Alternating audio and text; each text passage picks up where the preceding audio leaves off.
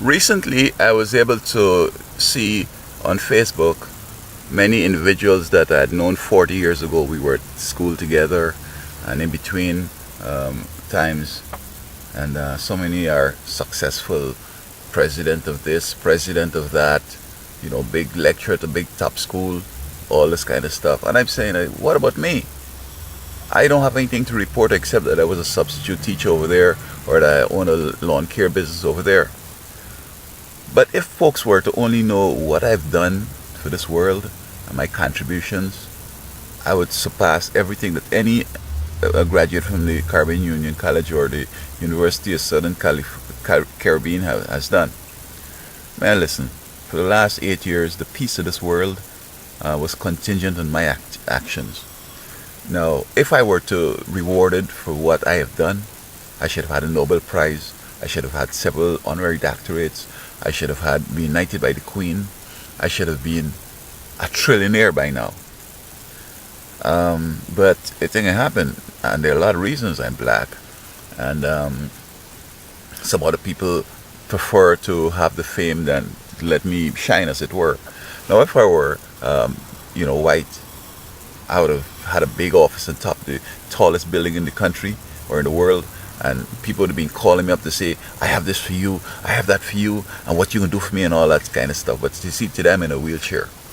I have been paralyzed since May 2014. Now, I'm not going to get into the details of this because it's a subject of a lawsuit that I'm suing some people here, so I'm not going to discuss it further. But to say that I believe that my political activities are responsible for me being in this wheelchair. And so if you want to join me in a wheelchair, I think that some of you who I see are castigating President Trump and some other things that he's doing. I say that I don't want to see you join me in this thing because I'm doing okay. I don't know how you would fare. Perhaps you might commit suicide. Maybe you'll die early or whatever. I don't have no help. I'm getting by. God is good.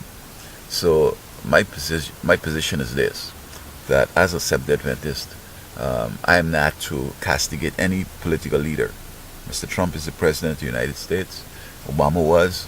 Whoever's the president, my job is to pray for him and work with him and see how I could make things a lot better.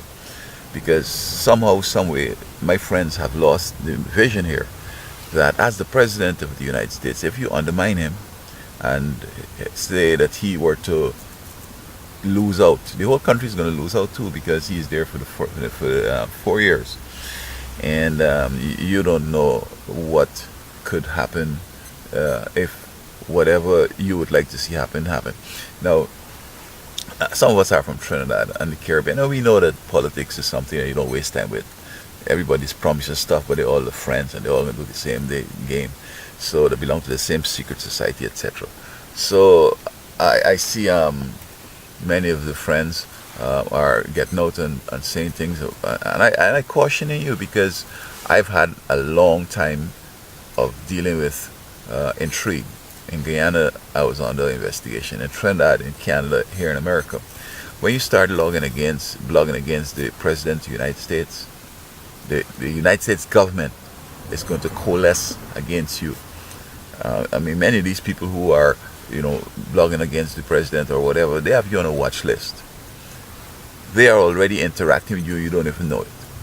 And what you're going to find is that if you become serious, you could die, you could start getting blackmail, you lose your job, you can't get no other job, you're being arrested, your kids taken and put in, or your grandkids taken and put in foster care. There's so many things that can happen to you. So my suggestion to you, brothers and sisters, is that leave the president alone, leave politics alone. Let's talk about the love of Jesus. Let us preach that he's coming soon. Let us look forward to meeting him. But this political game that you guys are on, so I don't think that you understand what you're doing. You're just bringing on your personal Armageddon.